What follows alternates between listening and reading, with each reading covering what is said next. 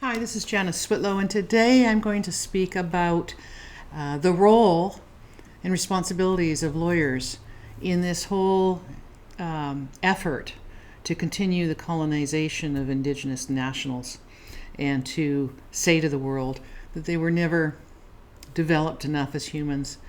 The doctrine of discovery was good, and that's fundamental basis upon which domestic doctrine, Section 35 of the Constitution Act 1982, for example, that those are good laws. I've been very clear the past 30 years or so to say this is bad law, and it needs to be rectified and put back on course in the way it was originally intended. So before getting into how and why, I want to focus just on the role of lawyers, because clearly they're providing advice and people are relying on that advice. And in matters of constitutional law, in matters of nation-to-nation relations, these are not simple concepts. It's a very specialized area of law. So I want to point out a fundamental change that occurred in British Columbia, and I haven't had the opportunity yet to look elsewhere in the provinces. Each law society is governed, it's a self-governing body of lawyers based per province.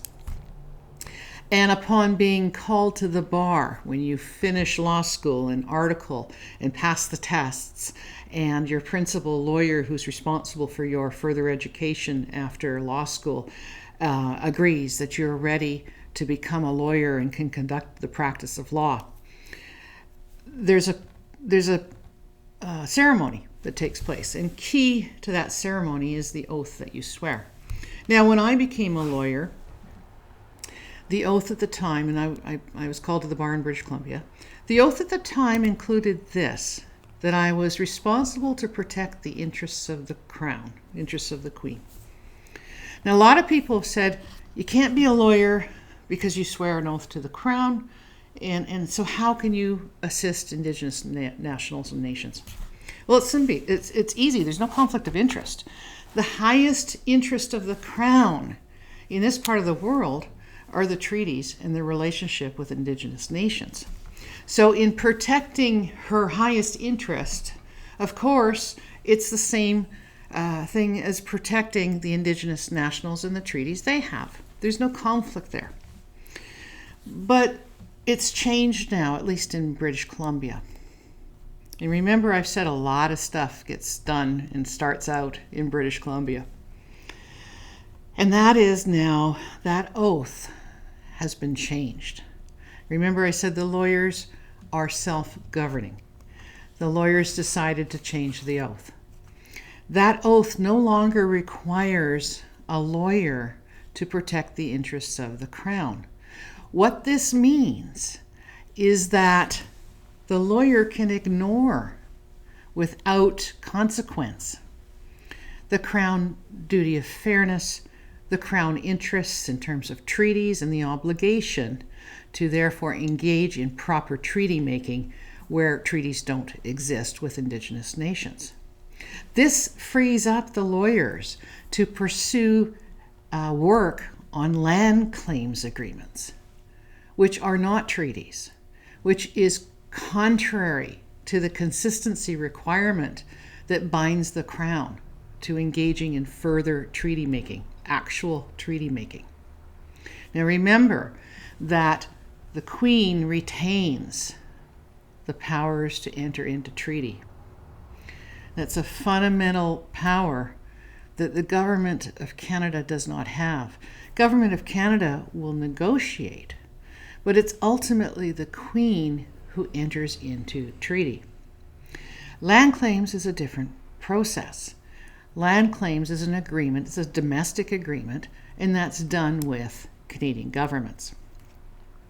So as I said, a pillar of strategic importance to the protection of Indigenous nations that the Crown is bound to provide are the lawyers. But the lawyers in BC are relieved of this duty to protect the interests of the Crown.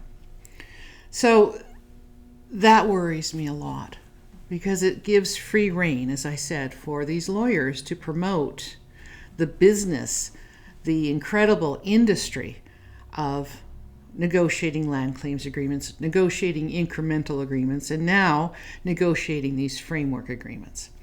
So I ask you to consider that lawyers coming out of BC, I know a lot of people located else, past the Rockies, are intrigued by some of the lawyers that are in BC, because they come out and they market their stuff and they say, look at the wins we have.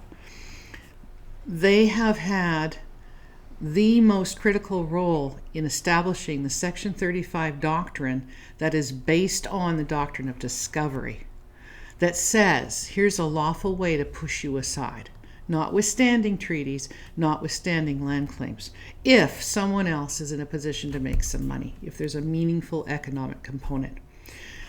Those lawyers pushing those Section 35 litigations and agreements, and remember, those framework agreements specifically say this is all under Section 35. This is all within the Constitution of Canada. They're not protecting Indigenous nations. So be cautious in who you hire. Thank you.